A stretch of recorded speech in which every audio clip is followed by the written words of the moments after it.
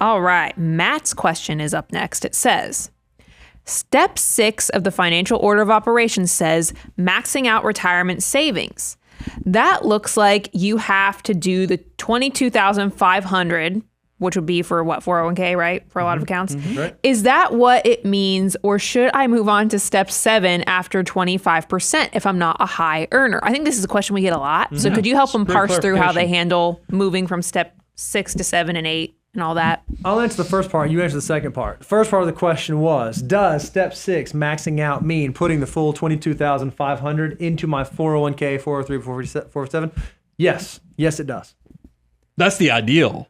That's what it means, right? Maxing that out. But is that, in your circumstance, what you're supposed to be doing if you're following the food? Fortunately, the financial order of operations is dynamic for all people. So if you go to moneyguy.com/resources, you can check it out because, and Matt's pretty perceptive here, is that the goal is $22,500. If you're 50 and older, I want you to get $30,000. Yep. But here's the reality of the dynamic situation. We know that there are people that if you look at a percentage of your income, 25% is our savings and investment rate. Mm-hmm. There are people that will reach that. If they don't make 6 figures, they're going to blow past, they're going to get to 25%, and they're not going to reach $22,500 in their retirement. That's okay. Yep. You do get to graduate to step 7 of hyperaccumulation once you reach 25%. Especially for those that make under $100,000 of income.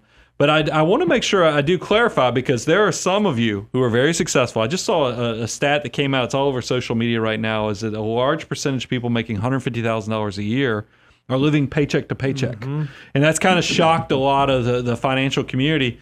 Guys, if you're making $150,000 a year, I will tell you, I don't think you get to graduate to step 7 until you are fully maximizing those accounts. But that's a very perceptive and a good question, Matt, because we were talking to a great organization that paid us to come in and speak about the financial order of operations. If you're ever interested, reach out to us. We love to come in and help people maximize what every dollar can do for them. But we had a mother, an engineer, raise her hand, and she goes, "This seems cruel that I don't even get to start getting to step 8 and helping my kids with college when I'm saving all this money for a retirement." And I was like, no, of course you get to once you exceed 25% of your gross income. That's the clarifier, Matt.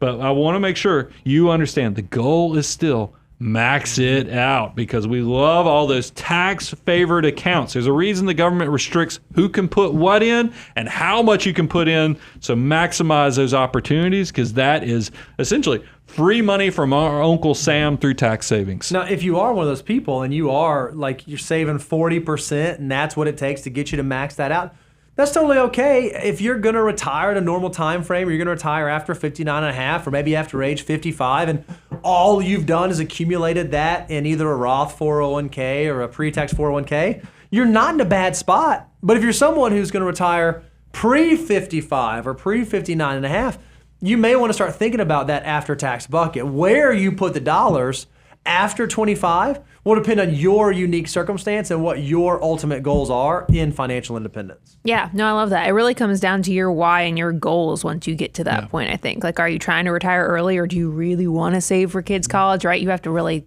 think about what you want. So that was a good answer, guys.